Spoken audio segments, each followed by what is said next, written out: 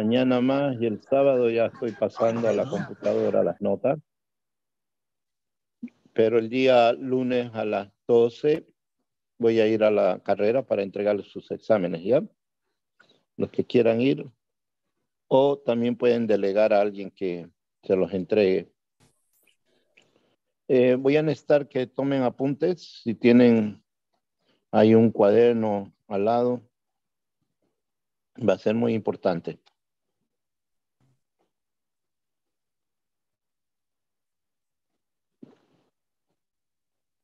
A ver. Estamos con pocos participantes, ¿no? Estos dos temas que vienen a continuación son un resumen de lo que hemos estado avanzando, pero ya a nivel de diagrama de bloques, a nivel ya de información general. No es mucho lo que ha cambiado en torno a la arquitectura. Tenemos que hablar de algunos términos como ser compatibilidad.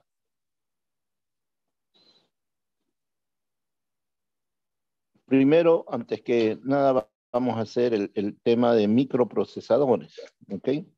Para hacer microprocesadores, vamos a complementar con un trabajo práctico que van a hacer para ayudar un poco en las notas. Y a medida que yo vaya hablando, necesitaría que ustedes profundicen lo que vaya a dejar a cierto nivel, digamos, ¿no? Porque si profundizamos, vamos a necesitar más de 5 clases para terminar este tema. ¿Ok? Entonces, antes de hablar de microprocesadores, vamos a entender bien el término de compatibilidad. ¿Por qué es que la arquitectura no varía en el computador? Porque debemos obligadamente que cumplir con la regla de compatibilidad. Es una norma, ¿ok? No es que un fabricante se dispare y fabrique una computadora superpoderosa. ¿Qué ocurriría en una situación así? Si no guardan los términos, las normas de compatibilidad, entonces quienes lo van a adquirir ese computador serían una isla más o menos sin conectividad con el mundo externo. ¿Ok? Es decir, visto de otra manera, si tú compras un computador hoy, querrías que ese computador te sirva en lo posible para toda tu vida profesional. Si el alumno o el papá está adquiriendo una computadora al inicio del semestre, lo que querría por lo menos es que esa computadora lo vaya a utilizar, le sirva realmente en toda su carrera, en toda su formación. Y eso es correcto y se puede asegurar de alguna manera debido justamente al término de compatibilidad. Porque si no hubiera esa norma, al año siguiente tu computadora podría estar ya obsoleta, ¿no? Entonces obliga a que la nueva tendencia siempre tenga que cumplir con las reglas de compatibilidad, ¿ya? Quiere decir que ese computador que hoy te lo estás comprando te serviría para mañana, para el año y para el otro año, y etc. Se vuelve obsoleta por el término de tecnología más rápida simplemente o modelos más versátiles, en fin, digamos, mientras tú estás con una computadora, una notebook que pesa, por decirte, 2 kilos, por ahí ya la tendencia hacen de que el nuevo computador sea un bolígrafo simplemente, ¿ok? Un bolígrafo que despliegue en cualquier superficie una pantalla y un teclado virtual. Entonces en el bolígrafo está el superchip, está la memoria, etcétera, etcétera. Entonces con conectividad puedes conectarte a una otra unidad de almacenamiento, en fin, ¿no? Pero en esencia lo que podrías tener es una computadora muy versátil de esa manera. Entonces, ahí es cuando tu computadora se vuelve obsoleta, ¿no? Pero no es porque el nuevo computador tenga aditamentos diferentes al anterior. No, se guarda total relación una con la otra. Es decir, que el software que tú puedas diseñar hoy y que funcione en una máquina, cuando venga la nueva máquina, el nuevo modelo, tu software pueda correr y sucesivamente. ¿Ok? Lo que no es correcto es que un software que lo fabrican, digamos, de acá a 3 años, vaya a correr en una computadora de hoy. El software que tú estás hoy día realizando tiene herramientas y maneja algunos conceptos que la computadora anterior no va a poder abastecer, no porque tenga diferentes unidades, sino simplemente por el tamaño de los datos, principalmente, por la capacidad de la memoria RAM. Entonces, las primeras computadoras venían con poca memoria RAM, con pocas unidades de almacenamiento. Se imaginan 360 KB en un disco, en un floppy que se llamaba, o 1.2 megas en un disk drive de 3,5, ¿no? Todo eso ha ido mejorando y hoy fácilmente manejamos un flash que conectamos a un puerto USB cuya capacidad es de 16 gigas o de 32 gigas. Pero en esencia, en la arquitectura dentro, es lo mismo.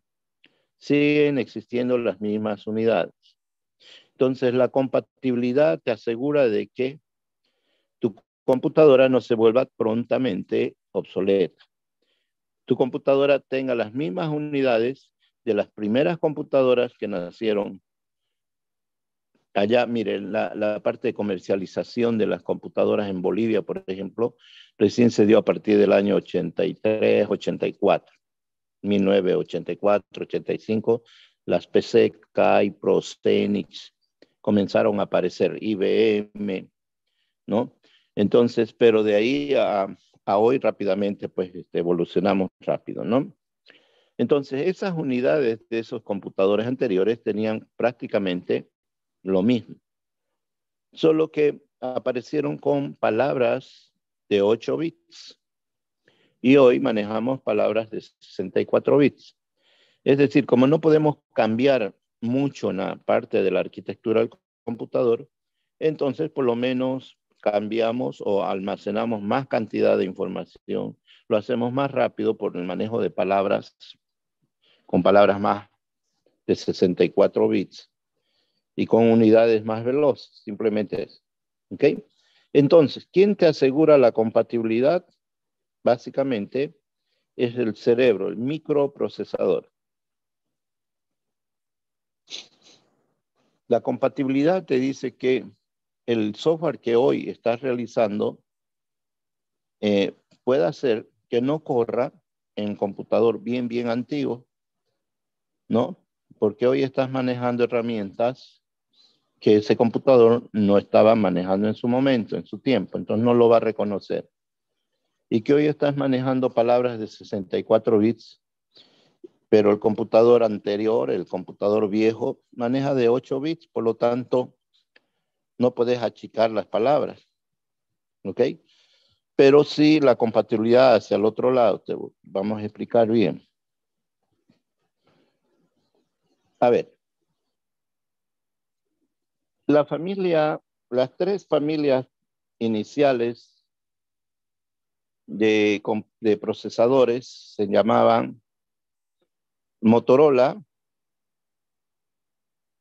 el Zilog y Intel, ¿no? Eran tres fabricantes muy conocidos que estaban en su momento compitiendo.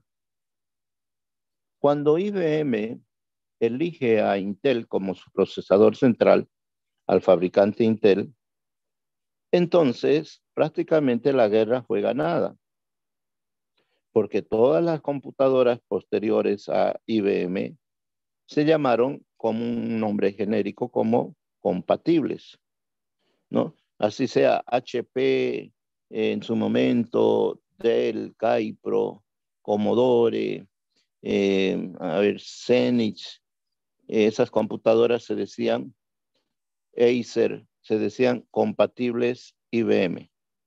¿Por qué? Porque también manejaban ese procesador. Entonces, con el procesador Intel aparecen los primeros computadores de la familia 80, 85, y básicamente el procesador 8086, anótenlo, y 80-88 son los primeros procesadores de 8 bits en los cuales se comienzan a fabricar los computadores normales, los PCs, ¿ok? Los PCs compatibles. Estas computadoras manejaban el sistema operativo DOS, que quería decir sistema operativo en disco. Entonces, para eso manejaban 2 floppies y el sistema operativo venía en 2 disquetes, 1 y 2. Entonces, el sistema operativo contenía comandos internos dentro del computador, pero también comandos externos.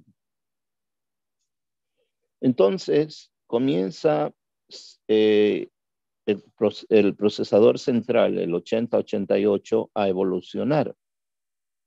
¿Ok? Y comienza a crecer. Aparece de pronto el 8286, un nuevo procesador de 16 bits. ¿Qué ocurre? Básicamente, tenemos 4 registros internos, principalmente en el computador,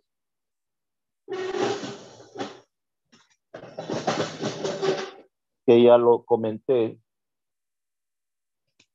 anteriormente,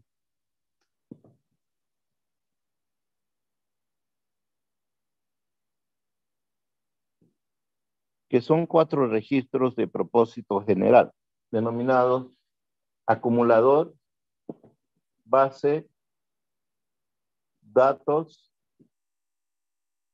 primero contador,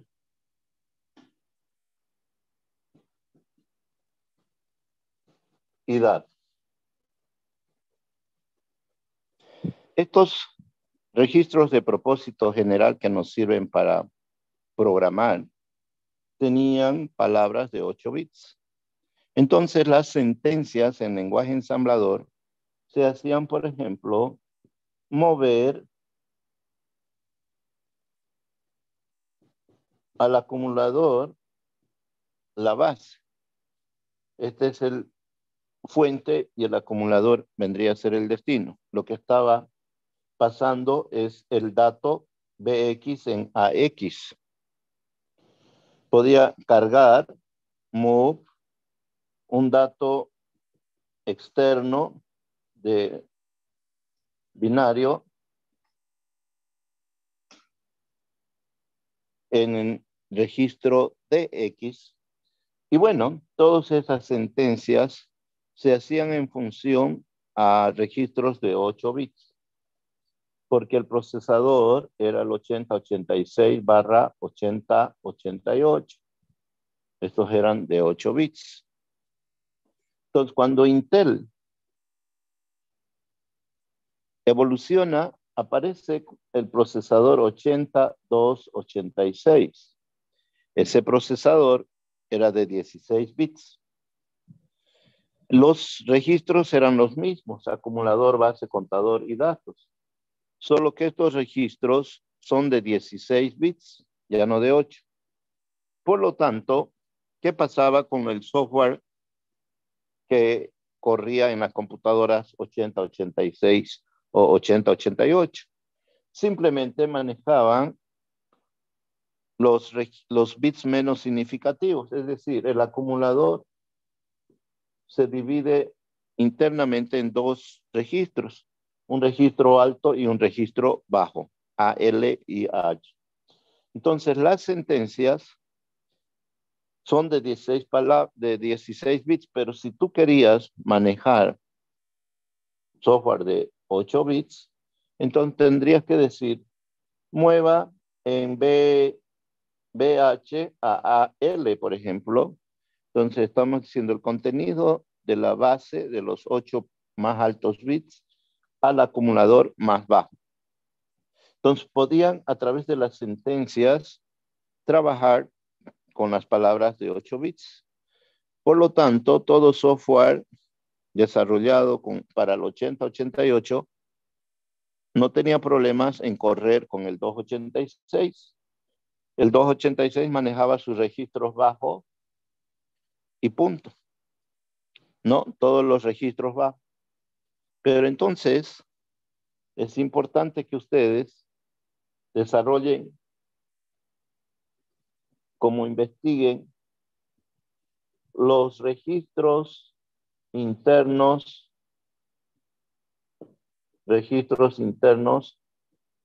del procesador central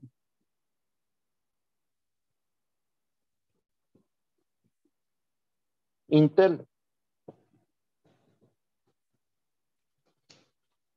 Entonces los registros internos no son 4, son 14 más 2 registros de banderas o flancos. ¿Qué ocurriría con el procesador hoy?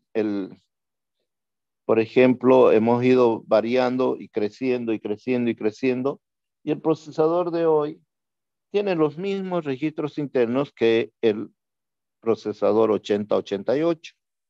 Entonces, es más fácil encontrar información a nivel de registros de un procesador antiguo, porque los nuevos te dicen, están basados en los anteriores más esto, o solo cambia esto, pero está refiriéndose ya a la tecnología anterior y simplemente hace esa referencia.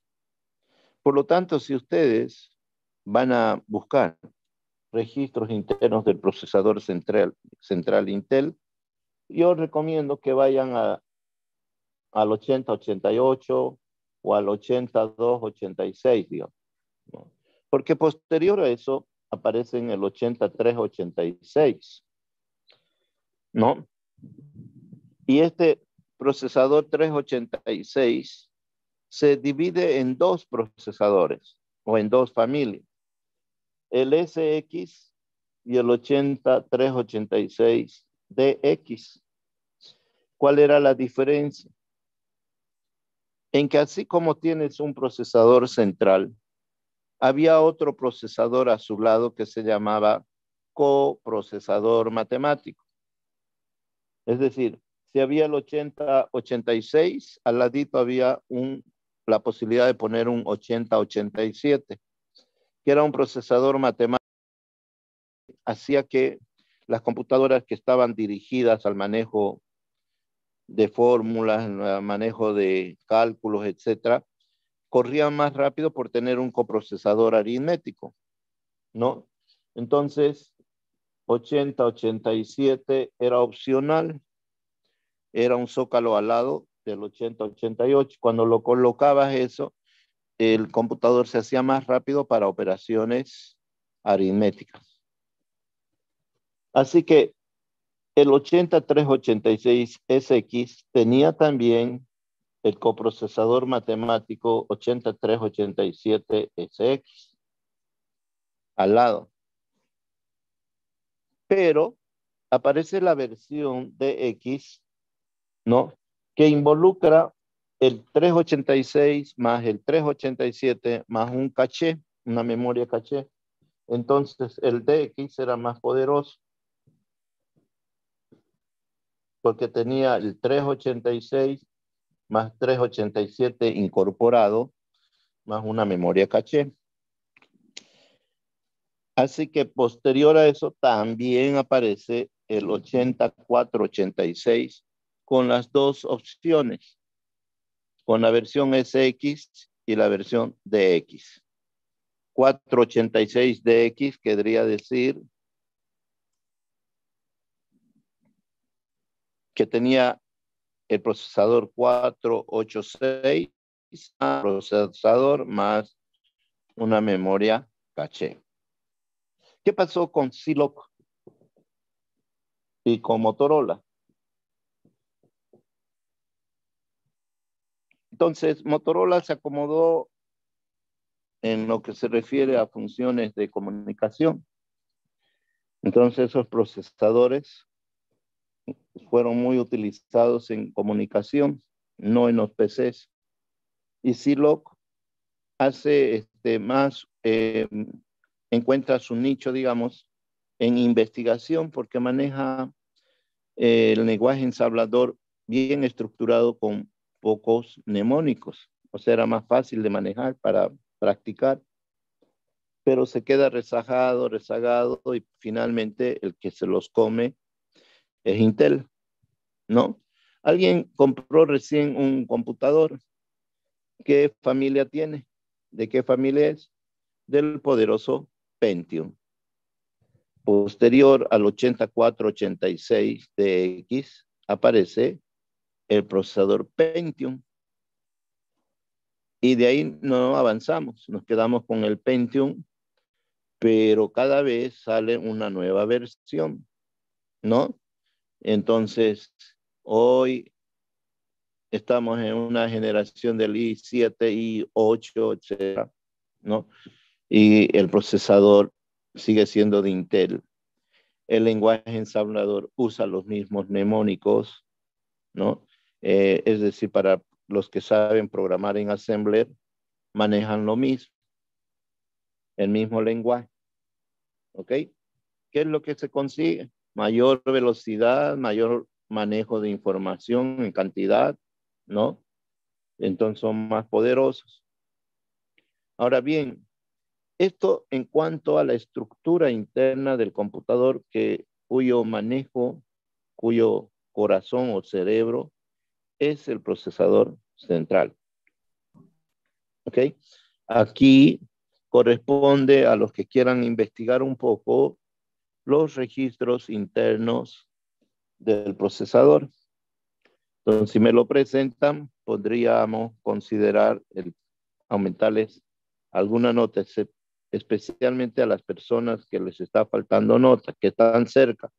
Eso no quiere decir que si usted tiene 20 en el primer parcial, 20 en el segundo, 30 en el final, una investigación de esta naturaleza le va a ayudar a no.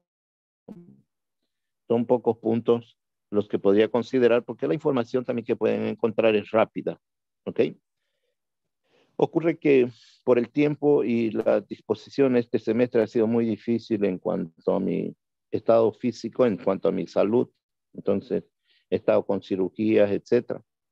Y hoy estamos con otro problema y entonces es posible que programemos una intervención quirúrgica. Por lo tanto, quiero apurarme con ustedes de terminar esta otra semana, si es posible, el avance, etcétera, dejar los proyectos, las notas casi ya terminadas, que solamente vaya a tomar el examen final y el repechaje, ¿no?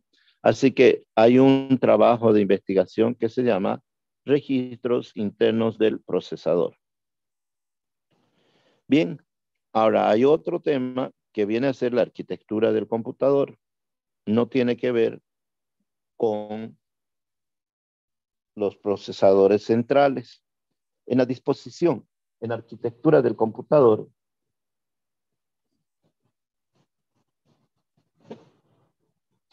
básicamente tenemos tres procesadores centrales. El más importante es el procesador central, ¿no? Entonces son tres unidades. A partir de esas unidades se establecen tres tipos de bus. El bus de direcciones, address bus. El bus de datos, que es data bus. Y el bus de control, control bus. Pero internamente, la verdad de la verdad, es que no hay el bus data y el bus control como independientes físicamente, sino que son los mismos. En un momento lo manejo ese bus como datos y en otro momento mando señales de control a través de las líneas. ¿Qué es un bus? Líneas de físicas, de contacto entre un punto y otro punto. Entonces, la arquitectura del computador se basa en una arquitectura de bus llamado bus S100. ¿Qué ocurre? Que todos los periféricos, que todas las unidades internas y externas se cuelgan de 3 buses. Por ejemplo, la memoria RAM. Entonces hace uso del bus de control, del bus de datos y del bus de dirección. Hay señales de control como son acknowledge, selector de chip, read-write, el reloj mismo. ¿Ok? Y las otras unidades también se van colgando. Por ejemplo, aparece una unidad que se llama unidad de entrada y salida. Otros lo llaman input barra output. ¿Qué ocurre? Es un chip, un super chip, un circuito integrado poderoso también, no del tamaño del microprocesador, pero similar, ¿no? Es un chip muy pequeñito, es tan poderoso ese chip, que te da la posibilidad de conectar teclados, discos externos, monitores, ¿no? Es una tarjetita que lo está manejando y la cual se cuelga también de los 3 buses. Pero resulta que mi computadora yo quiero que sea veloz y sea para manejo gráfico. Pero la unidad input-output es una tarjetita o un chip que genera un vector de interrupciones para atender al teclado o al monitor o a otras unidades internas, externas de entrada o salida. Entonces, no es muy veloz. Si tú quieres mejorar el tema de gráficos, tampoco esa tarjetita tiene memoria para abastecer, etcétera, etcétera. Entonces, tú puedes conectar a través de slots de crecimiento en el computador y liberarte del chip input-output y poner una tarjeta de gráficos. De esa tarjeta de gráficos lo cuelgas tu monitor. Y esa tarjeta de gráficos se conecta también a los 3 buses, ¿no? Y cuando se trata de gráficos, ¿por qué? Porque no está dependiendo del vector de interrupciones del input-output, que le dice un momentito, primero voy a atender a este señor que ha llegado primero, ¿ok? Lo atiende, después ahora sí que desea, lo atiende un poco y otra vez se va a atender otra cosa, otra vez vuelve y así, ¿no? Por eso son lentos, por eso se cuelgan, etc. En cambio, si pones una tarjeta de gráficos, ¿no? Ahí puedes tener una memoria propia, etcétera, etcétera. Un procesador también poderoso que va a ser compatible y se va a acomodar a la arquitectura.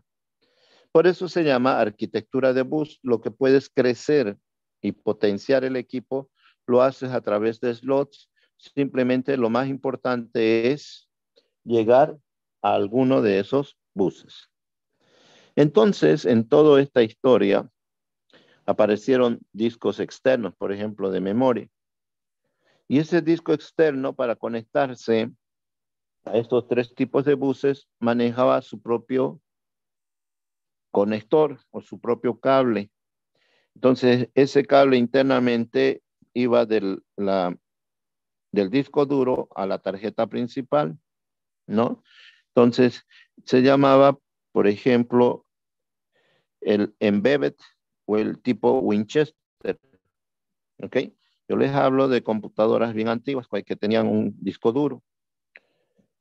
Entonces era un problema, porque otro fabricante sacaba otro disco duro más veloz y etcétera, y decía, mi cable no voy a manejar el embedded, voy a manejar mi propio cable, que se llama EPT. Y bueno, y entonces ahí comenzabas tú a decir, yo quiero comprar esta computadora, pero para este disco duro tengo que tener una tarjeta que maneje este tipo de bus. ¿Ok? Entonces había una interfase, un diálogo entre diferentes tipos de buses. Por lo tanto, ahí me gustaría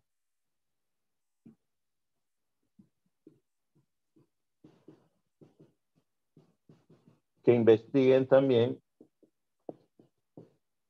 los tipos de buses. Me nombren algunos buses, algún tipo de interfaz. ¿Ok? Entonces, cuando ustedes ponen, les va a salir AT, ATI, Embedded, Winchester, hasta hoy, ¿cuál es el conector más importante, digamos, el que más se maneja? Como que ya habían abundado tantos y antes cada vez un cable especial y cuando no funcionaba la unidad tenías que ir a buscar ese cable, no todos lo tenían, etcétera, ¿no? Entonces el bendito cable de conexión. Entonces dijeron algo, alguien dijo, hay necesidad de generar un tipo de interfaz que se llame universal, ¿ok? Que todos lo manejen. Y nosotros en el computador le ponemos ese conector universal denominado USB, ¿no? Y ahí lo que venga, sea un lector, sea un sensor, sea un contador, sea lo que sea, una registradora, un dispositivo para contar billetes o de comunicación, lo que sea, lo único que tiene que decir maneja USB. Y si maneja USB se va a poder conectar allí. ¿Ok? Entonces, acá viene el segundo trabajo de investigación para las personas que, otra vez, ¿no? Quieran manejar, quieran mejorar. Tipos de buses. Tipos de buses. Entonces, investiguen y me lo presentan. Eh, lastimosamente vamos a tener que cortar la clase y el día martes en la tarde voy a volver a repetir algunas cosas y cosas nuevas más, pero esta es como más que todo una información general, ¿ok? Que va por cada uno de ustedes, los que quieran investigar un poco, no es muy difícil. En cuanto uno a el microprocesador central y sus registros internos, y otro, los tipos de buses, ¿ok? Bien, van a disculpar, vamos a cortar ahí por una emergencia, ¿ya? Está bien, ingeniero.